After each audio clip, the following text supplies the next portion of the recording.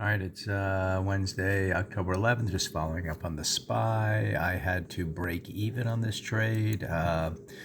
Bought some puts here as it was breaking down on bar number two, was trying to scale out as it kind of took out these pre-market lows, and then you got the big reversal bar here. Now it's a three bar, meaning, an outside bar to the upside. So I'll get into that in a minute, but I bought those 438 puts at 388. I was trying to scale out at 450.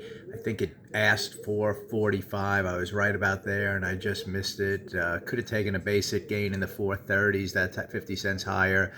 But anyway, once it made the big reversal, I just exited at 391. So this is a break-even trade here. Now it's heading higher. I still think if it holds the midpoint of that first bar, and has a red bar down, we'll look for it to take, because it didn't. What I really see here now is we have the lows from the pivot of yesterday, we have the pre-market lows, and when we have this today's intraday low. So there were really three lows here to be taken out. If you really wanted to be aggressive, I think you can still hold on to this, and I think it's going to work its way down there, but I'm going to have to see price action kind of fail and start down. But I think that could be a good trade.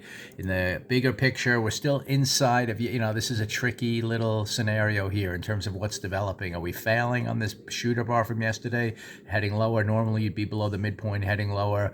Or is it just pausing here for another continuation higher? And this was just a kind of a move up to take out this stop up here, reach into this gap, and then it looks like it wants to reverse, but it's really not doing so. And maybe by the end of the day, we have a big green bar to the upside. It's tough to say.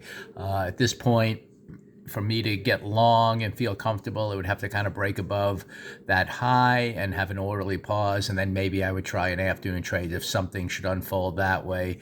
I could see someone interpreting this as kind of a big red to green move, but to me, it needed to take out those stops first to feel comfortable that you can get back to those highs. So that's it.